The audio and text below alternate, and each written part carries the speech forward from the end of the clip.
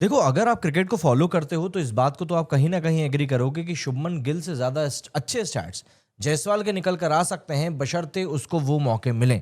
या फिर ये हो सकता है कि हमें समझ में आ जाएगा कि जायसवाल भी कोई अलग खेत की मूली नहीं है। लेकिन दोनों ही कंडीशन में जायसवाल को मौके मिलना जरूरी है। एंड मानिए या ना मानिए, अब ये जो शुभमन गिल को गर्दन में समस्या हुई है ना, जो काफी गंभीर हो गई है, उस चक्कर में गंभीर की कोचिंग वाली इस टीम में जायसवाल को अब मौका मिलता हुआ दिखाई दे रहा है।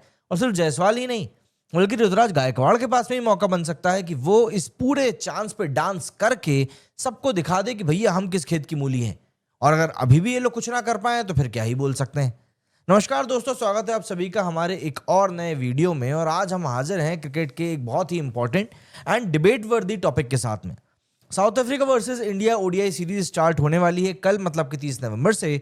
और सबसे बड़ा सवाल इन सब के बीच में यह है कि रोहित शर्मा के साथ में आखिर ओपनिंग के दरवाजे किसके लिए खोलेंगे, ऋतुराज गायकवाड़ या फिर जायसवाल। गिल गर्दन की इंजरी के कारण ओडीआई सीरीज में खेल नहीं रहे हैं, वाइस कैप्टन है टीम के। एंड दोस्तों, गिल की एब्सेंस में जायसवाल और ऋतुराज के लिए इससे बड़ा मौका क्रिएट नहीं हो सकता अपनी जगह को सीमेंट करने का। तो चलिए पूरी कहानी समझते हैं, रिकॉर्ड्स, फॉर्म, एक्सपीरियंस, लॉजिक सब कुछ ब्रेक डाउन करते हैं एक करके एक। सबसे पहले सिचुएशन को समझिए। साउथ अफ्रीका ने इंडिया को टेस्ट सीरीज में बहुत बुरी तरीके से 2-0 से लताड़ दिया है, मतलब काफी बड़ा सेटबैक दिया है। और अब ओडीआई में इंडिया के लिए सिर्फ एक टूर्नामेंट नहीं है, बल्कि इज्जत बचाने का एक बड़ा मौका है। शुभमन गिल, जो कि इंडिया के रेगुलर ओडीआई ओपनर बन चुके थे, वो इंजरी के चलते बाहर हैं। कैप्टनसी केएल राहुल के कंधे पर आई है, लेकिन ओपनिंग स्पॉट फिलहाल खाली पड़ चुका है। एंड उसकी एक जगह को भरने के लिए दो जबरदस्त कंटेंडर्स अब लाइन में लगे हुए हैं। पहला है Yashasvi Jaiswal, explosive left hander batsman, and then Ruturaj Gaikwad, technically sound right hander. दोनों के पास में अलग अलग स्ट्रेंथ्स हैं, बट टीम मैनेजमेंट किस पर ट्रस्ट करेगा। अब जायसवाल की अगर हम लोग बात करें तो बंदा एक्स फैक्टर है, इस बारे में कोई दो राय नहीं है। जायसवाल ओडीआई मैचेस सिर्फ एक खेले हैं, 15 रन बनाए थे। लेकिन अगर हम लिस्ट ए के स्टैट्स की बात करें तो 1526 रन बना चुके हैं 52 के एवरेज से। 5 सेंचुरीज हैं, 7 हाफ सेंचुरीज हैं। नेचुरली अटैकिंग प्लेयर है, फियरलेस अप्रोच है। और रोहित शर्मा के साथ अगर ओपन करने के लिए आते हैं तो लेफ्ट हैंडर होने का बड़ा फायदा मिलेगा। जायसवाल को सबसे बड़ा फायदा इसी चीज का है, क्योंकि उनके बैटिंग करने आने से लेफ्ट राइट कॉम्बिनेशन क्रिएट हो जाता है रोहित के साथ में, जो हर एक ओपोजिशन के लिए किसी सरदर्द से कम नहीं है। एंड दोस्तों, जायसवाल का फ्यूचर लॉन्ग टर्म ज्यादा ब्राइट भी लगता है। ये बंदा 3 फॉर्मेट्स में एक सुपरस्टार बनने की कैपेसिटी रखता है। फिलहाल टेस्ट में ये बंदा रेगुलर है, टी20 में जगह मिल नहीं पा रही है, ओडीआई का भी कुछ ऐसा ही हाल है।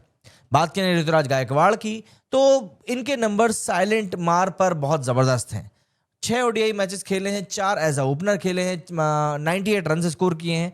टोटल ओडीआई रन हैं 115। लिस्ट मॉन्स्टर है बंदा, 57 के एवरेज से 4500 रन स्कोर कर चुका है, 17 सेंचुरीज हैं।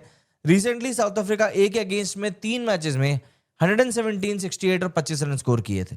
ऋतुराज फॉर्म में भी है एंड फुली सेटल्ड लगता है टेक्निकली। एंड सबसे इंपॉर्टेंट बात, सिलेक्टर्स का ट्रस्ट इनके ऊपर थोड़ा ज्यादा है।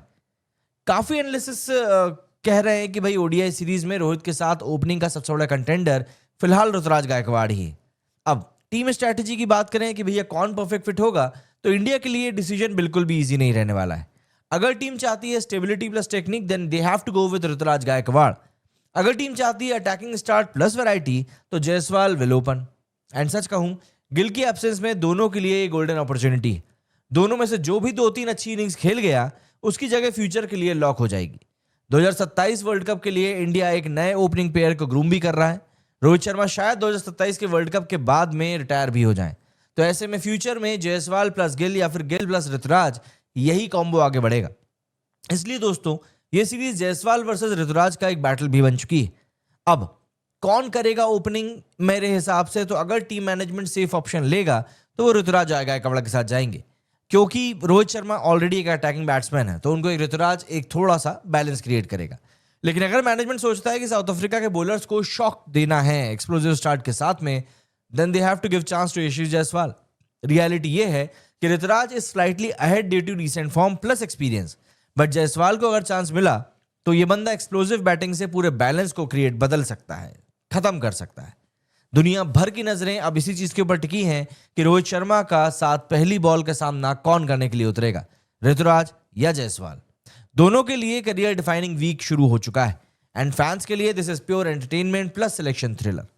दोस्तों, आपकी नजर में कौन होना चाहिए रोहित का ओपनिंग पार्टनर? कमेंट में जरूर बताइएगा, जायसवाल या ऋतुराज। अगर आपको ये मेरा ब्रेकडाउन अच्छा लगा है तो इसको लाइक करें, शेयर करें, सब्सक्राइब करें। मेरे इस वीडियो में फिलहाल इतना ही। जय हिंद, जय भारत।